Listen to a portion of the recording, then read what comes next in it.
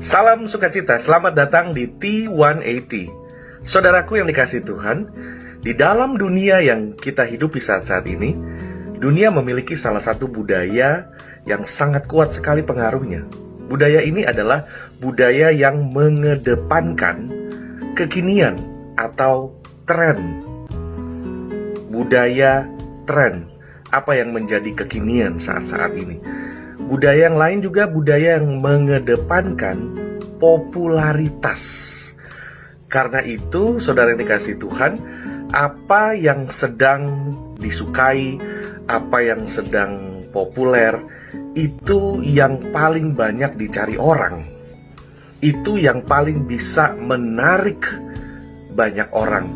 Dan sangat sedih sekali kalau kita melihat bahwa gereja pun dapat terjebak di dalam budaya kekinian atau tren dan popularitas, hanya supaya untuk banyak orang datang, hanya supaya disukai banyak orang. Gereja bisa berkompromi dengan nilai-nilai kebenaran. Nah, dalam hari-hari ini kita memang masih merenungkan dan belajar mengenai kata ibadah.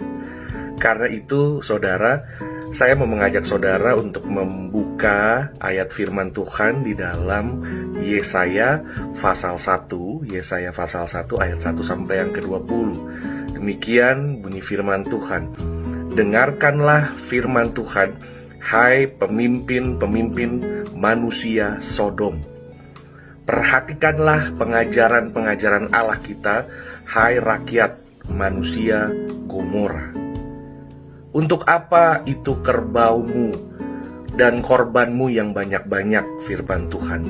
Aku sudah jemu akan korban-korban bakaran berupa domba jantan dan akan lemak dari anak lembu gemukan. Darah lembu jantan dan domba-domba dan kambing-kambing jantan tidak kusukai. Nah, saudara, ada satu saat di mana bangsa Yehuda itu hidup benar-benar tidak menyukakan hati Tuhan. Walaupun dikatakan mereka ini mempunyai semangat yang luar biasa untuk beribadah kepada Tuhan. Mereka sangat antusias untuk beribadah kepada Tuhan. Dan mereka sangat serius. Karena itu saudara bisa lihat yang dijabarkan, mereka ini membawa korban-korban yang kelasnya bukan main-main, saudara. Mereka dikatakan bahwa untuk apa korbanmu yang banyak-banyak itu. Kata banyak diulang 2 kali, berarti sesuatu jenis persembahan atau korban yang bukan sembarangan, saudara. Aku sudah jemu akan korban-korban bakaran berupa domba jantan dan akan lemak dari anak-anak lembu gemukan. Ini bentuk persembahan yang memang top of the line, saudara. Benar-benar ada domba jantan, ada anak lembu, darah lembu jantan, domba, kambing jantan. Luar biasa, saudara. Tetapi kita perhatikan bagaimana Tuhan menyebut mereka di ayat pertama. Dengarlah firman Tuhan, hai pemimpin-pemimpin manusia Sodom. Perhatikanlah pengajaran Allah kita, hai rakyat manusia Gomora. Ternyata Allah menyamakan sikap hati mereka dengan kejahatan orang-orang Sodom dan Gomora. Walaupun mereka beribadah, walaupun mereka bahkan semangat beribadah, namun sikap hati mereka hanya bersandiwara, berpura-pura. Sikap hatinya menjauh dari Tuhan. Dan semangat mereka, bentuk ibadah mereka itu hanya ritual dan seremonial yang hanya terbatas pada jam tertentu dan pada tempat tertentu. Karena kita bisa lihat bahwa di ayat-ayat selanjutnya, ayat yang ke-13, saudara, ayat yang ke-12, apabila kamu datang menghadap di hadiratku, siapakah yang menuntut itu daripadamu bahwa kamu menginjak-injak pelataran bait suciku? Jangan lagi membawa persembahanmu yang tidak sungguh, sebab baunya adalah kekejian bagiku. Kalau kamu merayakan bulan baru dan Sabat, akan mengadakan atau mengadakan pertemuan-pertemuan, aku tidak akan tahan melihatnya, karena perayaanmu itu penuh dengan kekejian, dikatakan. Lalu dikatakan ayat yang ke-16, ayat yang ke-15, apabila kamu menengadahkan tanganmu untuk berdoa, aku akan memalingkan mukaku. Bahkan sekalipun kamu berkali-kali berdoa, aku tidak akan mendengarkannya, sebab tanganmu penuh dengan darah. Penuh dengan darah, ayat yang ke-15.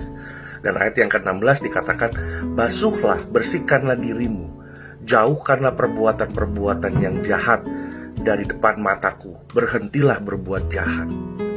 Jelas-jelas sekali, saudara. Mereka beribadah, namun juga mereka berbuat kejahatan. Ayat yang ke-17 dikatakan, belajarlah berbuat baik, usahakanlah keadilan, kendalikanlah orang kejam, belalah hak anak-anak yatim, dan perjuangkanlah perkara janda-janda. Dari situ Tuhan menasihatkan mereka.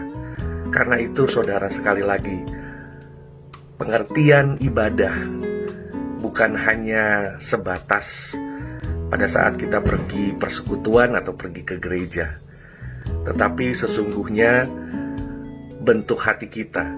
Tuhan Yesus waktu datang, saudara, dengan Tuhan Yesus waktu dia masih hidup di dunia ini selama 33,5 tahun, di dalam pelayanannya dia lakukan banyak sekali mujizat dan perkara ajaib.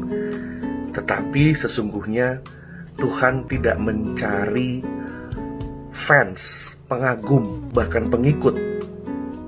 Yang Tuhan cari adalah murid.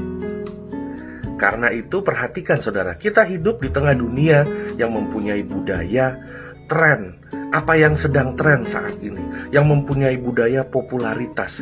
Kita lebih cenderung memperdulikan apa kata orang daripada apa kata Tuhan.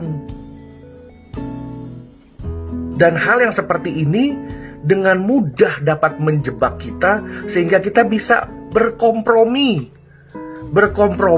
di dalam kita berdiri di atas kebenaran, berkompromi asal kita disukai oleh orang lain. Jangan menganggap salah pengertian, saudara. Kita juga harus menjadi terang dan garam. Keberadaan kita juga harus diterima di tengah-tengah dunia ini.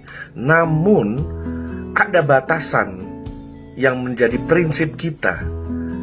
Kalau kita harus menjadi orang yang benar dan yang baik menurut firman Tuhan, jadilah orang yang baik dan benar menurut firman Tuhan. Dan jangan menjadikan popularitas sebagai motivasi kita hanya untuk disukai. Namun gaya hidup kita sudah sama seperti mereka. Kita bukan berasal dari dunia ini, saudara. Kita ada di dunia ini untuk memenangkan dunia ini. Dan dalam masa-masa ini, saudara, mari kita merenungkan lagi ibadah yang Tuhan cari. Bukan hingar-bingar, bukan gereja. Karena itu, saudara, cenderung gereja meluas, banyak, tapi tidak mempunyai akar yang kuat. Saudara bisa lihat, waktu COVID-19 ini terjadi, banyak gedung yang tertutup, gedung gereja. Gereja sendiri, tubuh Kristus, tidak pernah tertutup. Tapi tidak semua gereja bisa mengadakan ibadah online dan lain-lain. Atau bahkan ada banyak pelayanan-pelayanan, bentuk pelayanan-pelayanan yang sepertinya tertunda. Karena itu menjadi pembelajaran buat kita, saudara. Gereja bisa meluas, ibadah, segala aktivitas bisa luar biasa. Tapi apakah gereja sudah mempunyai akar yang kuat? Karena Tuhan tidak mencari fans, pengagum, pengikut. Yang Tuhan cari adalah orang yang mau menjadi murid Kristus. Dan orang yang menjadi murid, yang mau menjadi murid Kristus, orang yang mempunyai ketulusan hati. Hari ini kita belajar, ibadah adalah kita hidup sehari-hari dengan ketulusan hati di hadapan Tuhan. Lakukan segala sesuatu seperti kita lakukan hanya kepada Tuhan. Kiranya renungan singkat ini memberkati saudara, dan kita semakin menjadi dewasa dan bijaksana di dalam hidup mengiring Tuhan, dan hidup semakin menjadi seperti Kristus. Tuhan Yesus memberkati. Haleluya.